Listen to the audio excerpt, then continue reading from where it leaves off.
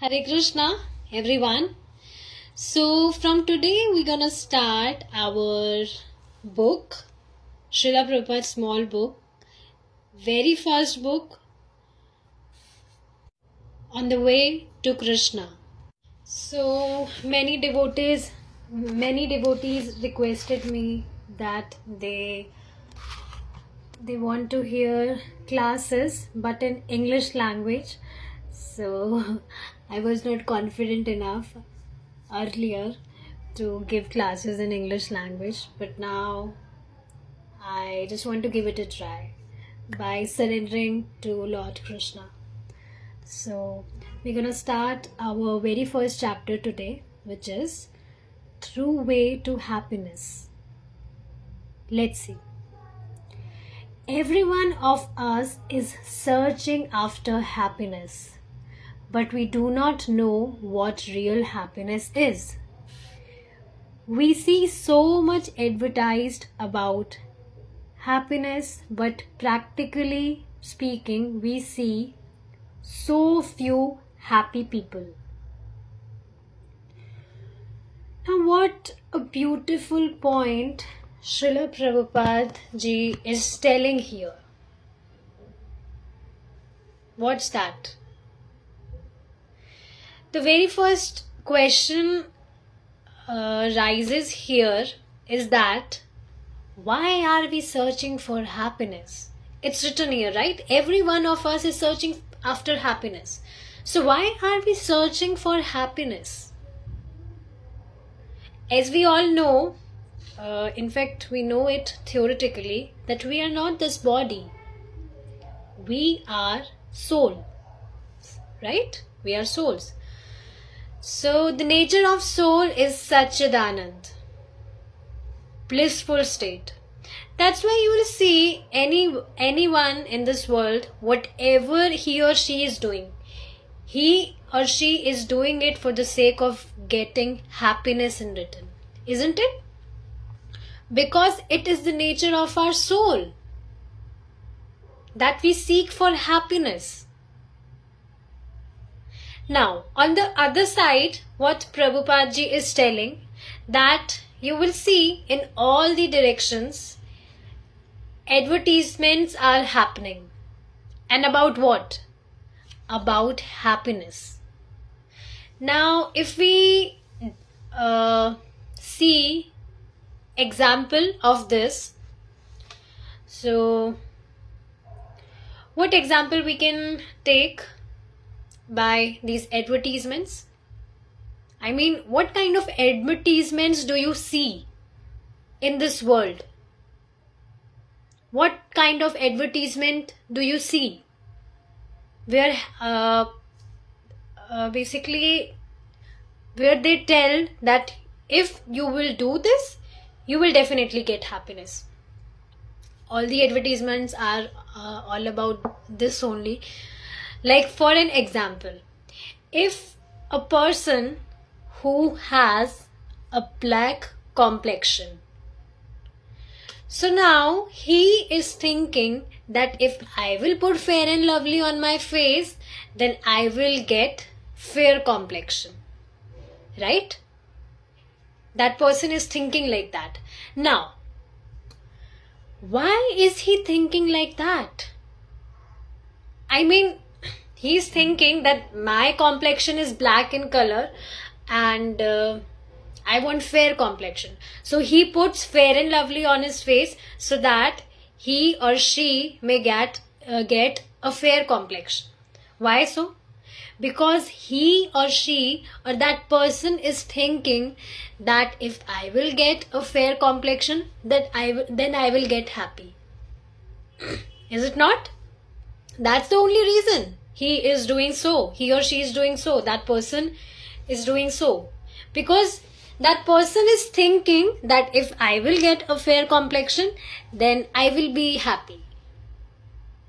But what is the main thing,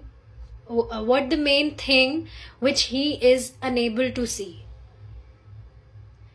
That the other people who has fair complexion, are they happy? He's not looking at these things, this thing, that there are so many people who have fair complexion, but are those people really happy? So it's a false assumption, right? That if I will get a fair complexion, then I will be happy. I will get happiness. So it's a false assumption.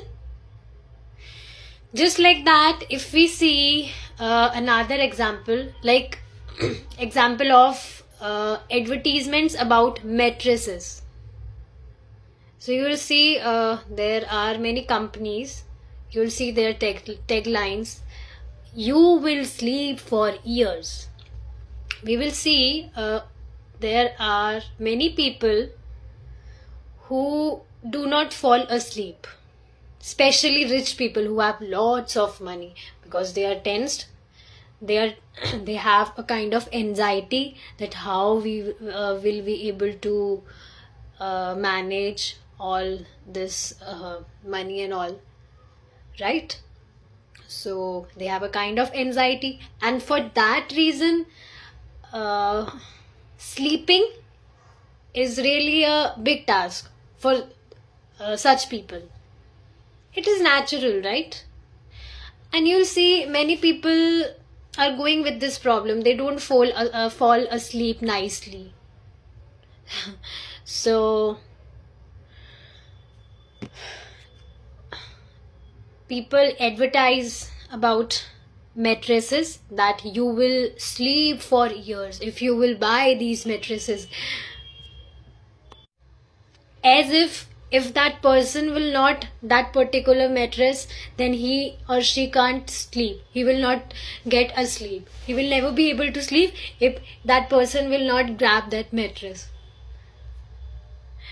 Just like that, people see happiness in clothes.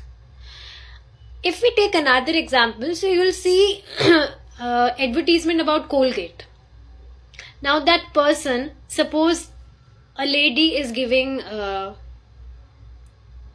that advertisement of Colgate.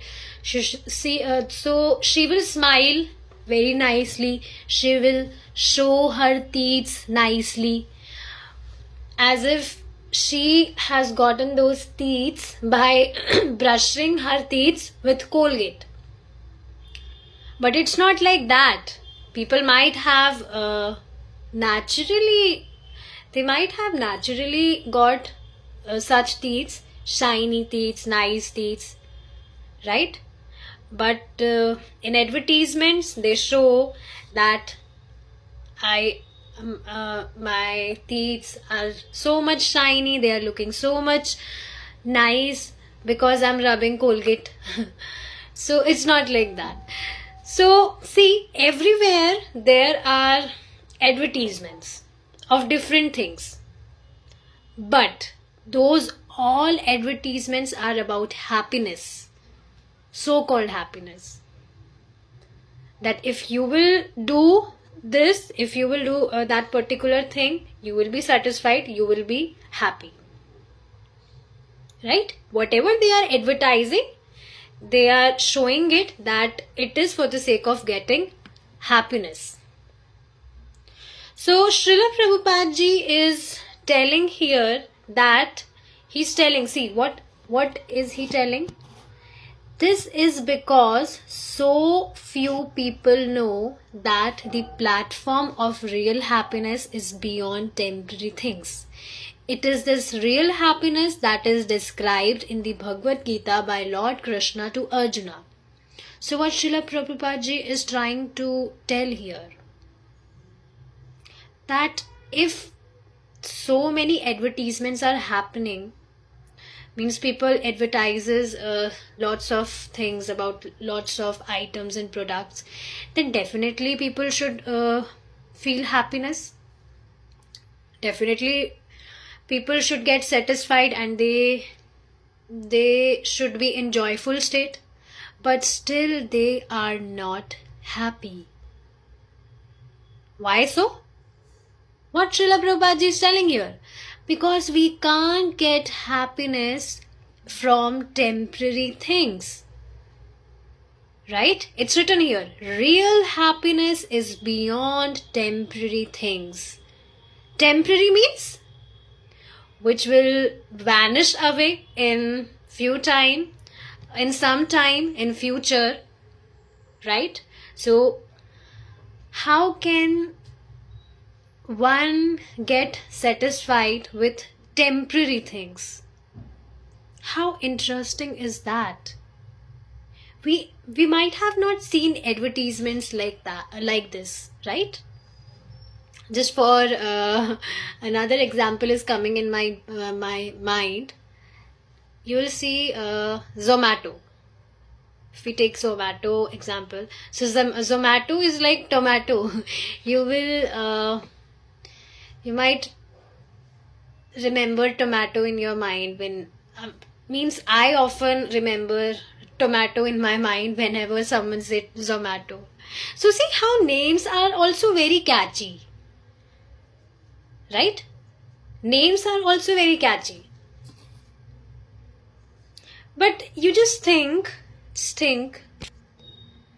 that in all the advertisements, whatever advertisements are happening, whatever people are advertising, not a single thing is satisfying even a single person. Satisfied means it is not providing any kind of happiness. Moving forward, happiness is generally perceived through our senses. A stone, for instance, has no senses and cannot perceive happiness and distress.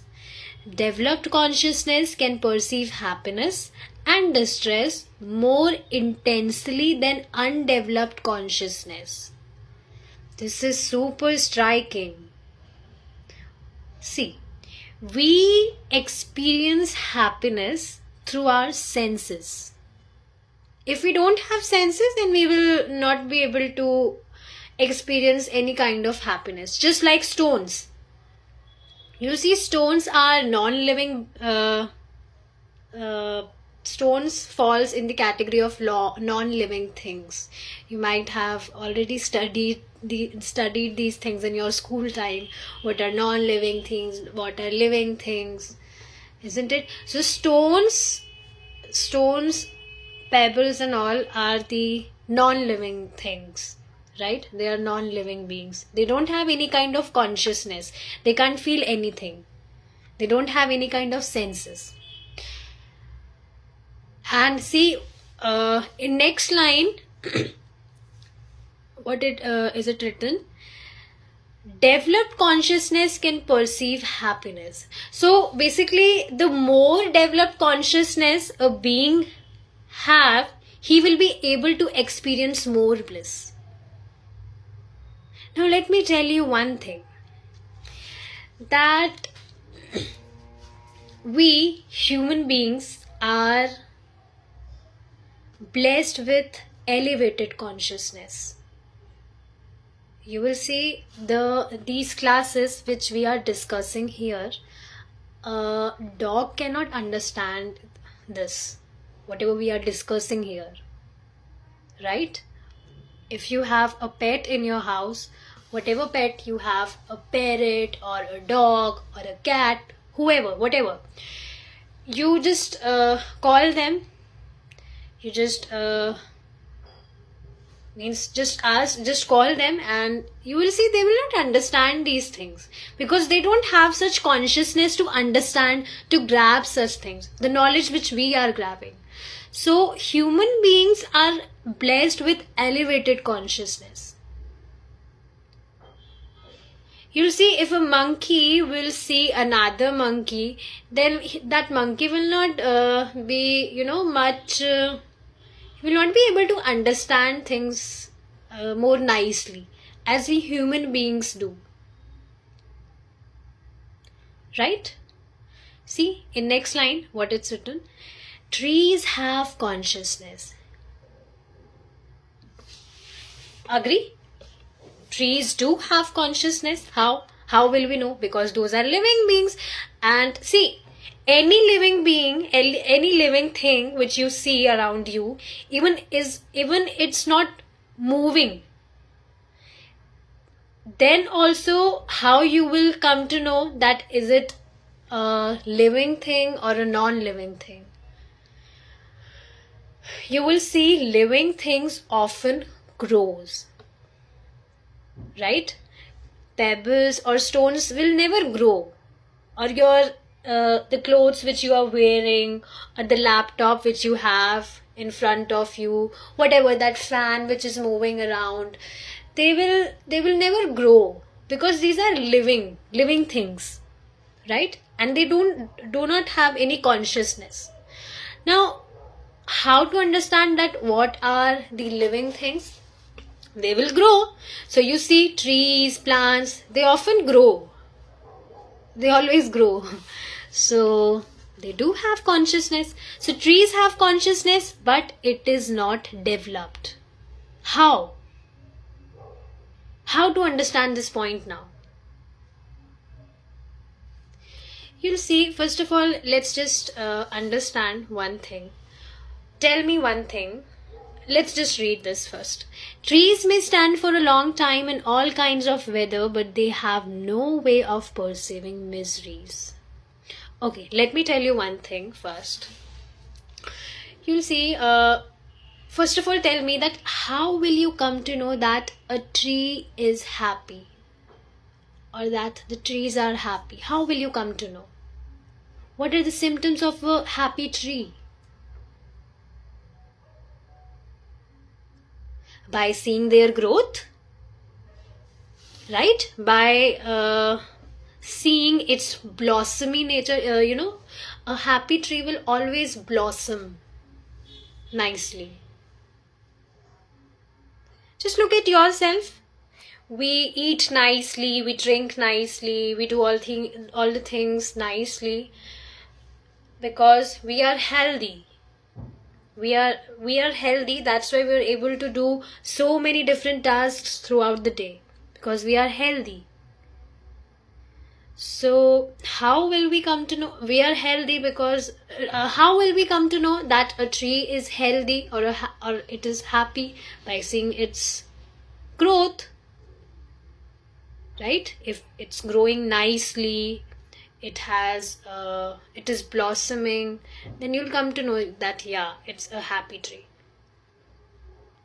So see what Srila Prabhupada ji is telling here. Trees may stand for a long time in all kinds of weather, but they have no way of perceiving miseries. If a human being were asked to stand like a tree for only 3 days or even less, he would not be able to tolerate it. The conclusion is that every living being feels happiness or distress according to the degree of development of his consciousness. Okay, now how to understand that whether trees have a developed consciousness or not? You will see a tree will stand like for years. A tree will stand for years. No matter what weather is going on, you'll see it will stand for long time, forever, in all kinds of weather. Whether it's raining, whether it's snowing, snowfall, whether it's scorching hot, it will remain stand still. But still, that now in that state also, that tree is assuming that he is very happy. That's why he's standing still, and that's why you see it grows nicely and all. So that tree is assuming that I'm very happy. Oh, so many means.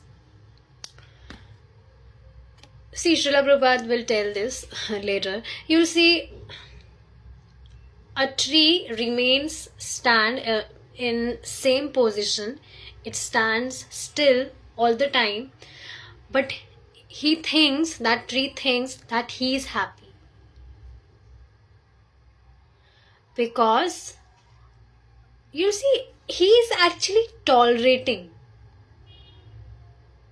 If we are asked to stand like a tree, we will not be able to stand like a tree for long time, even not for days, even not for one day. Will you be able to stand still like a tree if I ask you just go and stand there for one day? It will be difficult for us to even stand for hours. But see, that tree, he stands for whole life and he thinks that I'm very happy. Wow, what a life. So basically, what is the conclusion? That every living being has different consciousness. Just like you'll see pigs.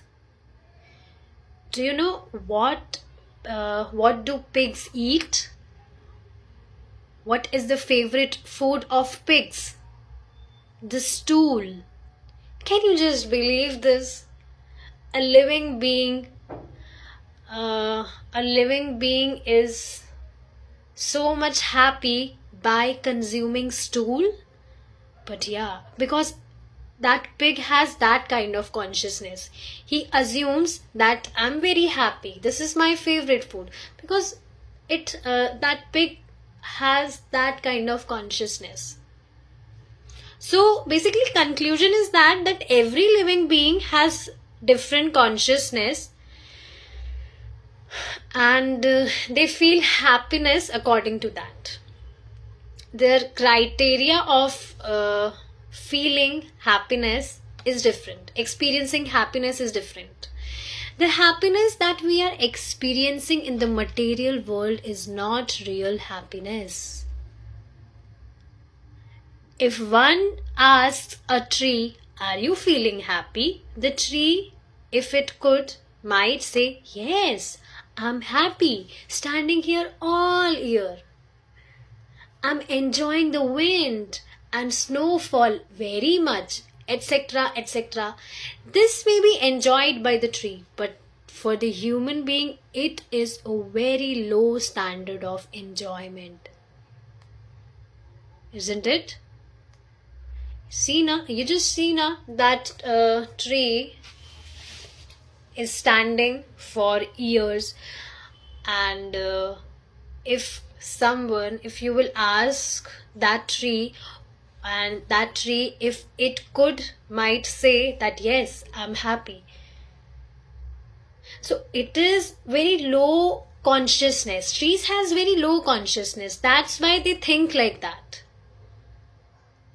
So this is very interesting point to be understood, that every living being has different bodies. I'm not talking about the human beings here. I'm talking about the living beings, the conscious beings. We are souls, right? That tree is also a soul. That pig is also a soul. That dog is also a soul. But we all have different kind of bodies. This is the only difference. And according to our bodies, these are actually the costumes. And according to our bodies, we have different consciousness.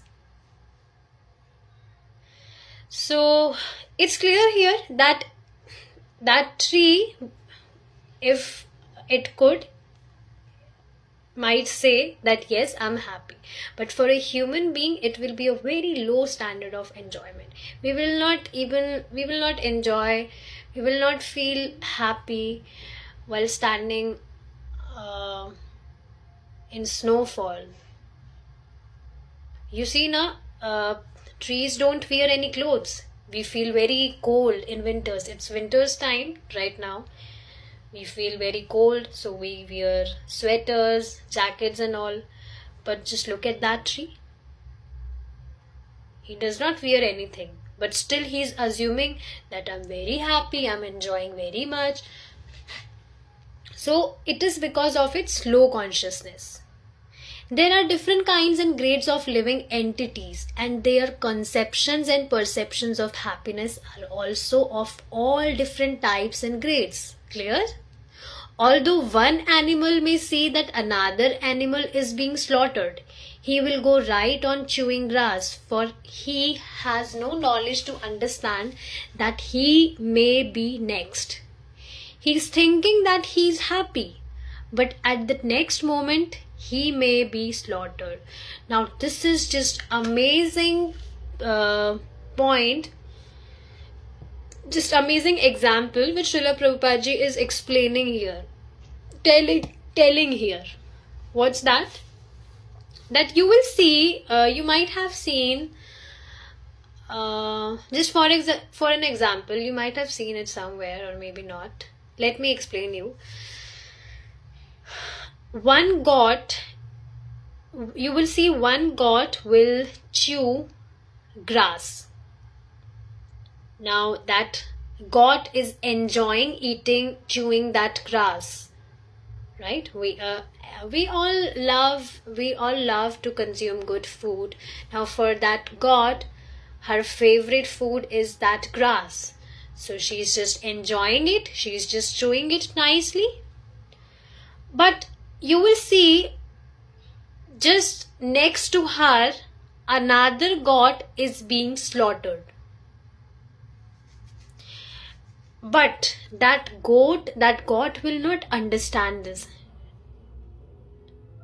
Even after seeing that another goat, that goat is being slaughtered, then also that goat who is chewing the grass, she will not be able to understand this even after seeing it. Why? Because she's just happy in chewing her grass. She will not be able to understand that. Why? Because she does not have that kind of consciousness to understand things like that. But on the other hand, you will see, if we talk about human beings, so even a small child will be able to understand, right? If that child will see that there is a cruel man who shouts like anything or whatever he do, so that child will be afraid of that particular cruel person because of his cruelty. So a small child of human being is easily able to understand this thing. Why? Because he is a human being and he has been blessed with elevated consciousness.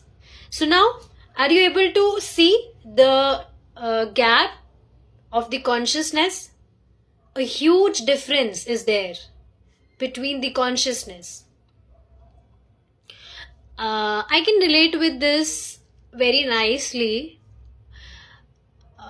It's been long time now. There was a baby, my neighbor, she has a baby. So she just handed me over her baby for some time. I was also not that mature that time. So what I was doing is, I was just sitting on the chair holding that baby, and I was just, I was kind of bending that baby down. I was basically scaring him that I might throw her on floor. I was just scaring her. We often do this. I don't know, but I was doing it at that time just for the sake of fun. I was not that mature, but I still remember this. So yeah, I was just doing drama, just for the sake of scaring that child, that I will be throwing her on the floor. And that baby girl was scaring. She was just holding me very tight. No, don't. Of course, she was not able to speak. She was a child. But she was holding me very tightly because she was scaring that I might fall down on the floor. She was very scaring. So see, Only a human being can understand this thing. But just look at that God, a God.